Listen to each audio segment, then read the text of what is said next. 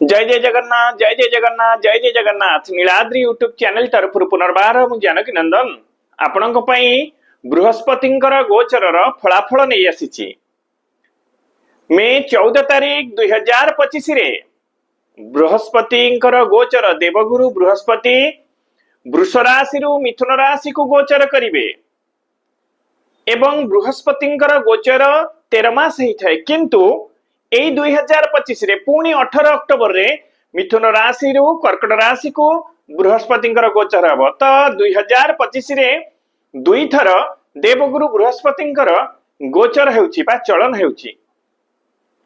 धर्म अर्थ काम मोक्ष चतुर्वर्ग फल प्रदानकारी देवता होउछन्ति देवगुरु बृहस्पति। तेणु वर्तमान आम जानिबा जेतेबेले मे 14 वृष राशि मिथुन राशि को गोचर करुछन्ति वृष राशि पई केमिति रहिबो फलाफल अक्टोबर पर्यंत 18 अक्टोबर पर्यंत जेतेबेले बृहस्पति मिथुन राशि को जाउछन्ति आपणकर द्वितीय बृहस्पति हे जाउछि कोन कहन्ति शास्त्र जीवे द्वितीय धन धान्य भोगी। तेणु निश्चिंत वृष राशि पई आर्थिक स्थिति धन धान्य वृद्धिर सूचना रहुछि रोजगार क्षम हेबे एवं निश्चिंत भावे कौनसी ना कौनसी आर्थिक शुभ फल बृहस्पति आपन को देबे ही देबे। देवगुरु बृहस्पति तीनोटी दृष्टि थाए गोटे हैला पंचम दृष्टि गोटे हैला सप्तम दृष्टि आ गोटे हैला नवम दृष्टि। जदि आमे पंचम दृष्टि कथा देखिबा आपनकर षष्ठ घरे रहउचंती पंचम दृष्टि षष्ठ घर हेउचंती कोन रोगर घर। तेणु पंचम दृष्टि वृष राशि भल जाऊनी किछि ना किछि स्वास्थ्यगत समस्या ए समय भितर आपण को मे ठारू अक्टोबर पर्यंत देखा देबो। जे मानकर पुराना रोग अछि सेथिरे आपण अधिक कष्ट अनुभव करिवे बा रोग अधिक बढ़िबार सूचना रहउची एवं किछि ना किछि जे मानकर सुस्थ शरीर कोनोसी ना कोनोसी रोग आपणक देहरे सृष्टि हेबार मध्य सूचना प्राप्ति होउची। विशेष करी पेटजनित समस्या पेटजनित रोग ए क्षेत्र आपणक पई बहु भाबरे देखा देबो। तेणु खाद्यपेय रे आपण जत्नवान हेबे दायित्ववान हेबे जगी रखी खाइबे एवं स्वास्थ्य पई मध्य आपणक दायित्ववान हेबा पई पड़िबो।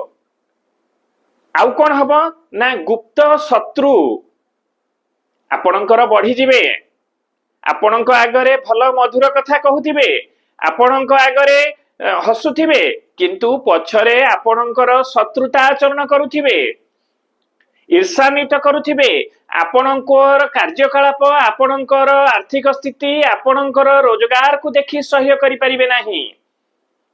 तेणु आपणक पई गुप्त शत्रु एई समय भितरे बृहस्पतिंकर पंचम दृष्टि रे बढ़ी जिबार सूचना प्राप्त होउची।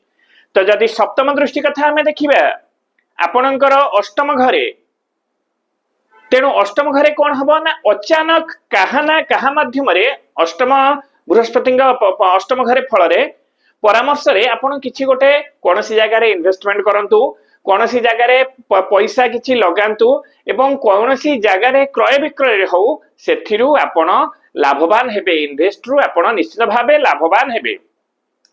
जमी भूमि रु निश्चिंत लाभवान हेबे। जमी भूमि संक्रांतीय जदि आपणकर क्रय करिवार अछि विक्रय करिवार अछि बा आपण मझिरे जमी विक्रय करिवार कर्म करूछंती सेथिरु आपण निश्चित भाबे अधिका लाभवान हेबे।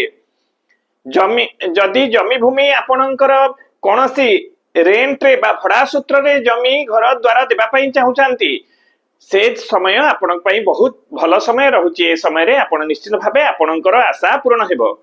जदि देवगुरु बृहस्पतिंकर नवम दृष्टि कथा हमें देखिबा आपणकर दशम घरे अछंती दशम घरे कर्मर घर कर्म क्षेत्र रे आपण को बड़ दायित्व मिलिबो एवं पद मर्यादा आपणकर वृद्धि हेबो।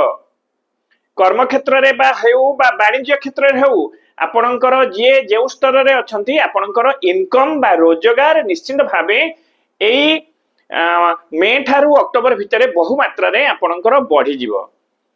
आर्थिक क्षेत्र निश्चित भाबे आपणकर वृद्धि हेबो किंतु କଥାବାର୍ତ୍ତାରେ ଆପଣ ଟିକେ ଶାଳୀନତା ରକ୍ଷା କରିବେ, ନଚେତ ଆପଣଙ୍କର କଣ ହବ ନା ଫଳ କଥାବାର୍ତ୍ତା ପାଇଁ ପରିବାରରେ ହଉ, ସ୍ୱାମୀ ସ୍ତ୍ରୀ ଭିତରେ ହଉ, ବାପା ମା ଭିତରେ ହଉ, ଭାଇ ଭଉଣୀ ଭିତରେ ହଉ, ସାଙ୍ଗସାଥି ଭିତରେ ହଉ, କାହା ନା କାହା ସହିତ ଆପଣଙ୍କର କଥା ପାଇଁ ମତାନ୍ତର ମନାନ୍ତର ଯୁକ୍ତି ତର୍କ ବାଦ ବିବାଦ ଲାଗିବାର ସୂଚନା ପ୍ରାପ୍ତି ହେଉଛି।